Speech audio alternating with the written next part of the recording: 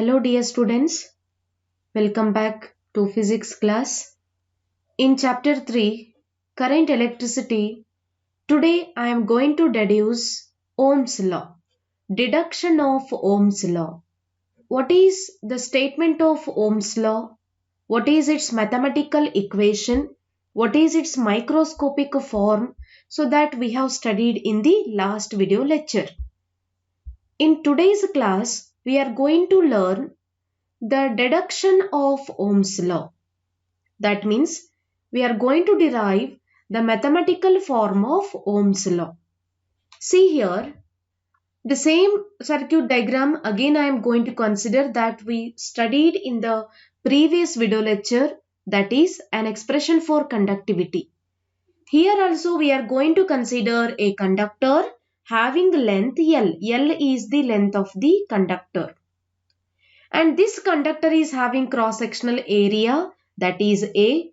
Volume of this conductor, volume is given by A into L. When this conductor is connected to battery, positive and negative terminal, that provides a potential difference between the ends of the conductor, which is denoted by V. When we connected battery to the conductor, so that electric current that flows through the conductor, which is denoted by I. And the electron having mass m, charge of the electron is E. When electric field is produced inside the conductor, there will be force exerted on the electron, which is denoted by F. Acceleration produced in the electron is E. Electric field produced inside the conductor is denoted by E, which is from positive to negative terminal of the battery. And electron density is denoted by N, that means number of turns per unit volume. And the tau indicates relaxation time, that is the average time interval between two successive collisions. And this electron is moving with drift velocity Vd. Now let us deduce Ohm's law. See here, I am going to write electric field produced inside the conductor. Electric field produced inside the conductor is given by, electric field is denoted by E. So E equal to, we can write V divided by L. Potential difference across the ends of the conductor. Let us take it as equation number 1. Now the second point I am going to consider, that is electric current flowing through the conductor. Electric current flowing through the conductor is given by, electric current flowing through the conductor is given by the equation, that is I equal to N A E into Vd. Let us take it as equation number 2. Then the third point I am going to consider acceleration of the electron due to the electric field. Acceleration is given by the equation A equal to F by m. So here in place of electric force we can write charge of the electron into electric field. So I am going to write acceleration of electron due to electric field is given by, acceleration is denoted by A. So A equal to F by m. In place of F I am going to write E into E divided by m. This is only the magnitude. If you are going to write its direction, we have to write a negative sign that gives the direction of electric field, which is opposite to the flow of electron. Now A equal to E into E divided by m. E indicates electric field, small e indicates charge of the electron, and this is acceleration of electron.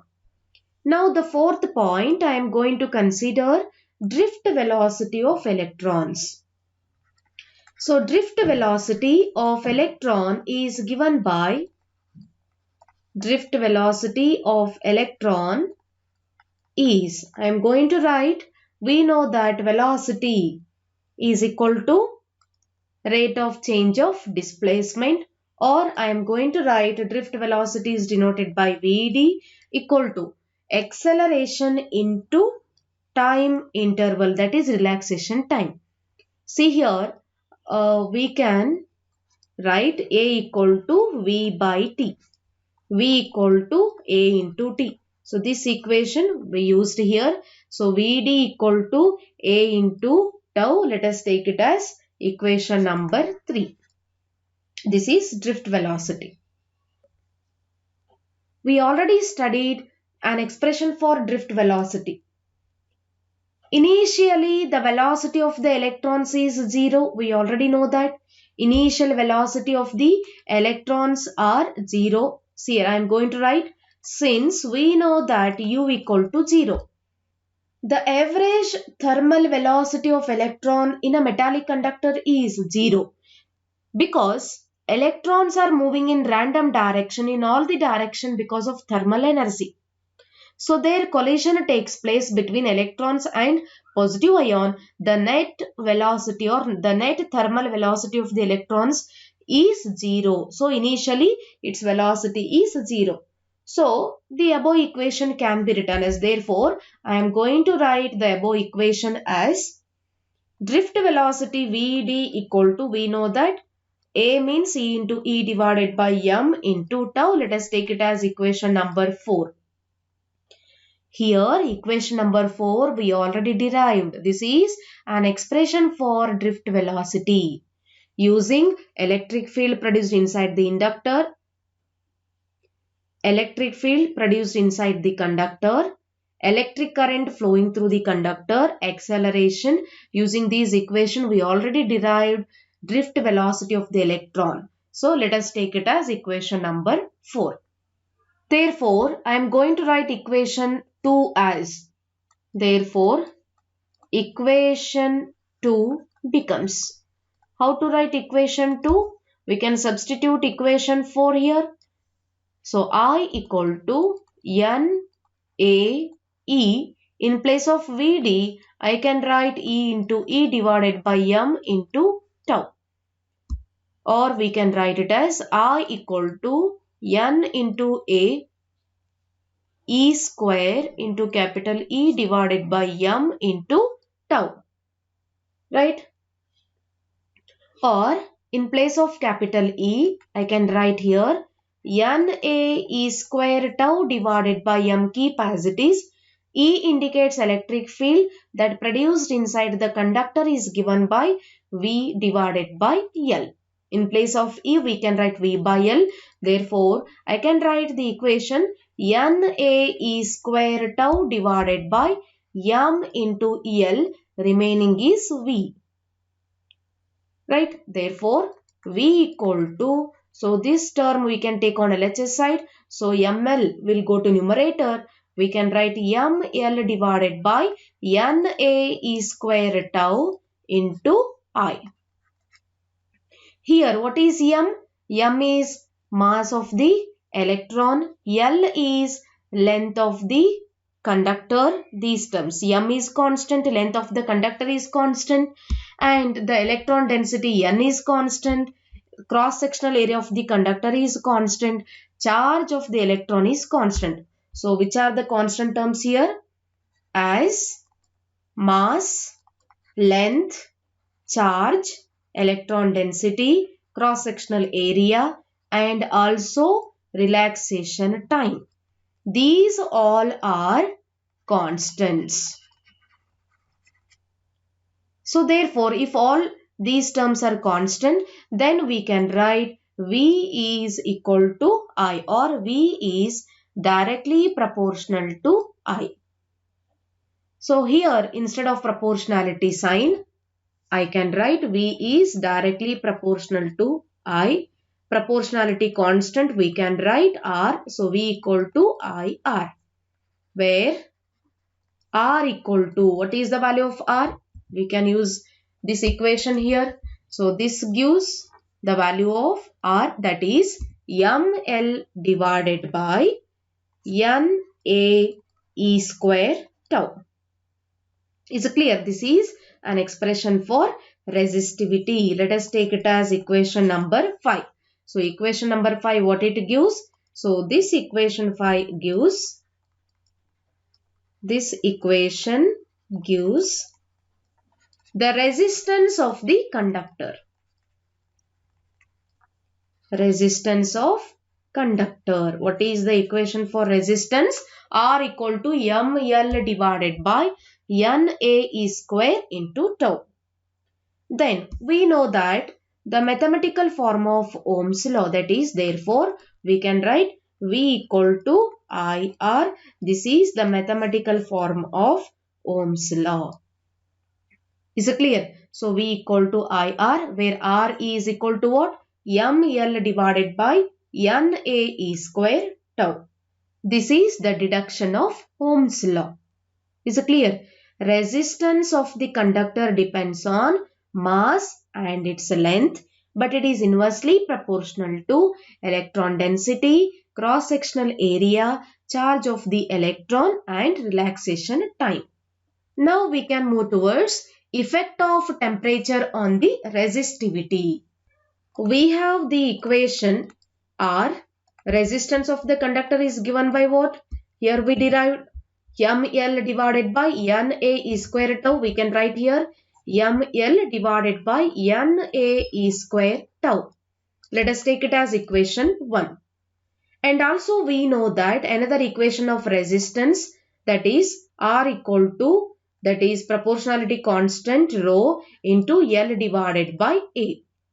So let us take it as equation number 2, where rho indicates resistivity, L is the length of the conductor, A is cross-sectional area of the conductor. Now from these two equations, what we can write? From equation 1 and equation 2, we can write rho L divided by A is equal to ml divided by NAE square into tau. Here L will get cancelled. We can write rho equal to, A will get cancelled, rho equal to m divided by NE square tau. Rho equal to m divided by NE square tau. This is what the effect of temperature on resistivity. That means, so it follows from this equation that the resistivity rho is inversely proportional to relaxation time. Both are inversely proportional here. That means if temperature of metallic conductor, see here, when a temperature of the conductor increases, the amplitude of vibrations of atoms also increases. So it increases the rate of collision. Collision also increases, that is between electrons, free electrons and positive ions. So when collision increases, the relaxation time decreases. So tau is decreased. Relaxation time is decreased because there is the rate of collision is increasing. This is an electron. Here if this electron is moving in this direction, here there is a positive ion, it is going to collide, then it changes its direction, here it is moving, and again there is one more positive ion here, it is going to collide. But here the number of collisions increased, that means you can observe here only it is going to collide. So when a number of collisions are increased, relaxation time tau decreases. Initially it is greater. When collision is increased, the time interval decreases. So as the temperature of the conductor is increased, rate of collision increases, hence relaxation time decreases. So when relaxation time decreases, that indicates resistivity increases with increase in temperature. Resistivity means rho. Rho is increasing with increase in temperature. Is it clear? So here resistivity and relaxation time both are inversely proportional. As resistivity increases, relaxation time decreases. That means temperature is increasing, so that resistivity is also increasing. Now you can see the factors that affecting the resistivity. There are two factors that affects the resistivity. The first factor is material of the conductor.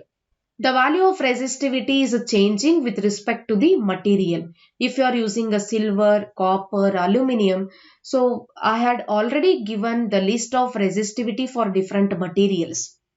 Depends on the material of the conductor, resistivity value changes.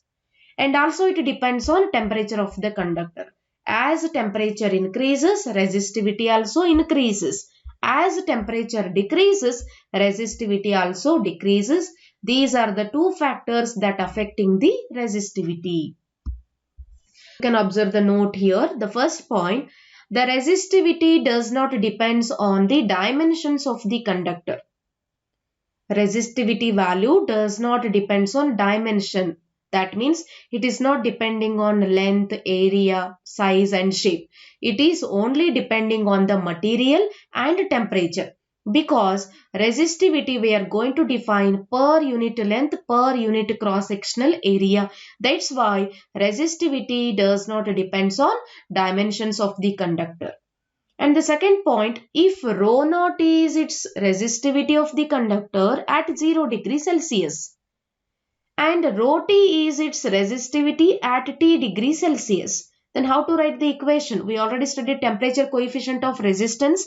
Likewise, this is temperature coefficient of resistivity, which is given by rho of T equal to rho naught into 1 plus alpha T. What is alpha? Alpha is temperature coefficient of resistance. So for initially resistivity is rho naught at 0 degrees Celsius. Finally at T degree Celsius resistivity is rho T. So it is given by the expression rho T equal to rho naught into 1 plus alpha T. So this is the important points regarding the resistivity and also the factors affecting resistivity.